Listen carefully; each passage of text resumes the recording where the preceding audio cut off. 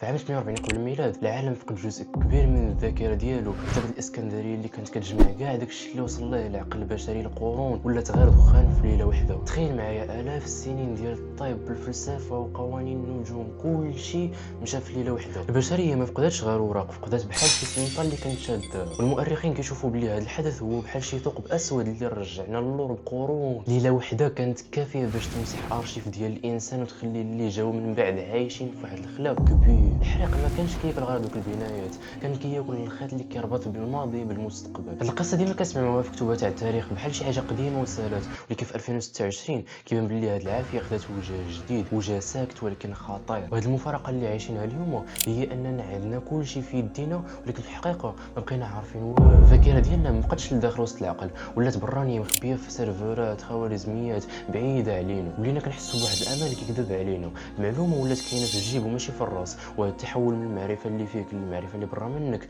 وكان هو اكبر تغيير داز في تاريخ البشريه. ولينا بحال شي كائنات بذاكره مستعاره، واي غلط من السيستم اللي عايشين فيه دابا كيرجعنا للاصل ديالنا، كائنات فاقده القدره باش تستوعب شي حاجه عميقه، كائنات خاويه من الروح المعرفيه. العلم اليوم كيهضر على واحد المفهوم كيخلع اللي هو التفريغ تاع الدماغ. العقل البشري بطبيعته كيهرب من تماره، فاش كيعرف باللي الانترنت عارفه كل شيء كيعطي الامر راسو باش يمسح وما يشدش ليهم داك الستوكاج. وهذا الشيء كيوصلنا لواحد الحاله ديال التشتت تاع الانتباه. كثره المعلومات ما كتعطيش الحكمه، كتعطي غير الصداع تاع الراس. خوارزميات اليوم ما محتاجاش تحرق الكتب باش تبدل الوعي تاع الناس، ولكن هي اللي كتحاول تخليك ما تقدرش تركز في واحد الفكره.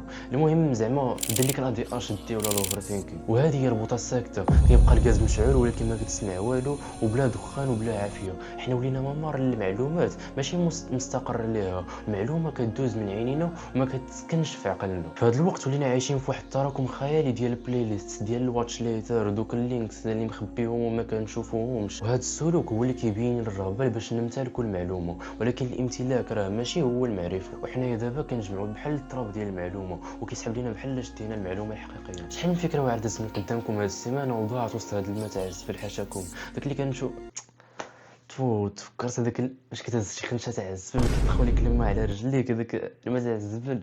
المفارقه هي انه الجيل اللي عنده كاع المعلومات هو الجيل اللي تالف اكثر في المعنى. الفرق بيننا وبين الجيل تاع المكتبه تاع الاسكندريه انه هما كيقلبوا على الضوء وسط الظلام، وحنايا بحال فاش كتدخل للدار فيها الضوء ولكن كتشوف الظلام حيت الشمس برا كانت مجهده، وعينينا عمى وبلوف حيت ما بقيناش كنشوفوا الجوهر. الصراحه تعمقنا بزاف هذاك الشيء تاع السيكولوجيا. دابا رجعوا لديك الليله تاع الحريق. كاين مؤرخين كيقولوا بلي المكتبه ما تحرقتش في دقه واحده بيد شي عدو ولا شي واحد، ولكن دابا بالميكا والاهمال تاع الوقت. دابا هذاك الاهمال هو اللي حل الباب تاع العافيه باش تسالي مع كلشي دوك الكتب والمعلومات. وهذا الشيء هو الجهه المظلمه، داك الشيء اللي كنعيشوه من الاهمال ديال القدره على القرايه ديال بصح والصبر وعلى نعقلوا على المعلومه بالزربه. هذه بارتيه واعره، صبر صبر ركز معاك.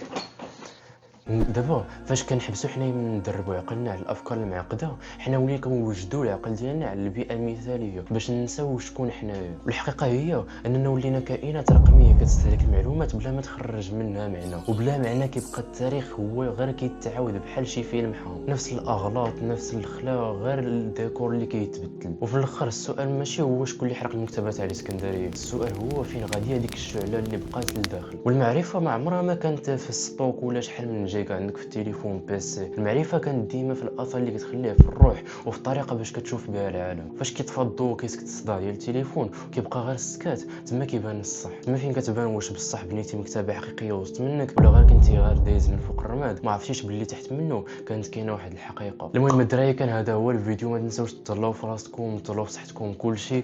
و واش بان لكم بعدا في السيت اب الجديده؟ المهم تهلاو.